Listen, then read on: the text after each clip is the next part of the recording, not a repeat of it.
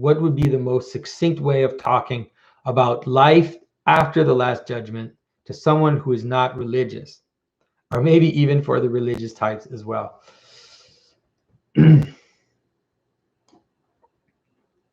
So a good way to understand, well, it's very difficult to understand the idea of eschaton, but it's not that difficult in the sense that obviously people, if someone hasn't broken their kind of materialist science, you know, kind of bad science, scientistic thinking, then they won't be able to understand. But so a good way to understand is that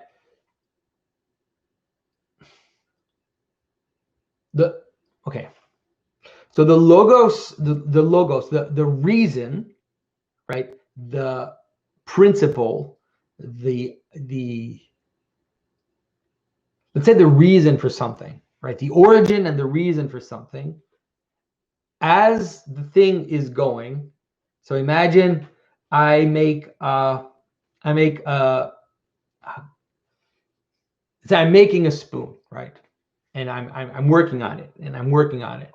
And so while I'm working on the spoon, okay, the logos of the spoon is its telos. It's that which I'm working towards, and it's drawing it to it, right? The logos of the spoon is drawing the spoon to itself. So I'm making the spoon to make it resemble the spoonness of the spoon, so that it can function as a spoon.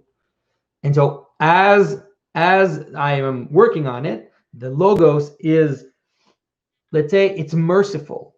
The logos is merciful because it's calling upon me to continue and make the spoon, and I have still room to make the spoon more like a spoon as I'm working on it. But once I'm finished, right, once the spoon is finished, then the logos of the spoon becomes its judge. It judges the spoon because it's done, and now the logos of the spoon will judge whether or not it was a good spoon and where it is in the hierarchy of spoons. Okay, I didn't use cup this time. And so now take that notion, right? And so the idea is that some of the spoons are going to be like recognized as being proper spoons, good and faithful servants. And some of the spoons are not good spoons, and they don't work as spoons. And so then those get tossed into the fire, as Christ talks about when he talked about this stuff.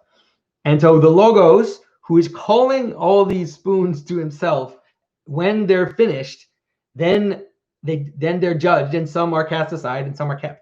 And so so take that process and now imagine it for all of everything. Imagine spread that knowledge, like take that notion and like pull it all the way out.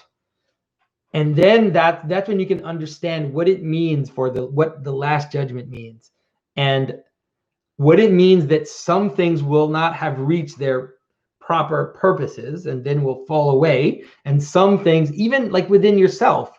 And we always want to see it as people getting cast into hell, or people getting cast into heaven, but you can also understand it as the aspects of you which will also be cast away, and that of you which is closer to Christ will be brought into Christ. Like you can see it that way as well. But that's also a form of judgment, where it's happening at every level of reality at the same time.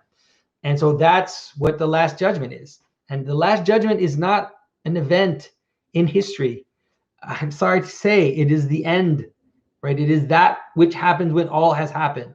That which happens when all has been revealed. And so it's not a normal event, right?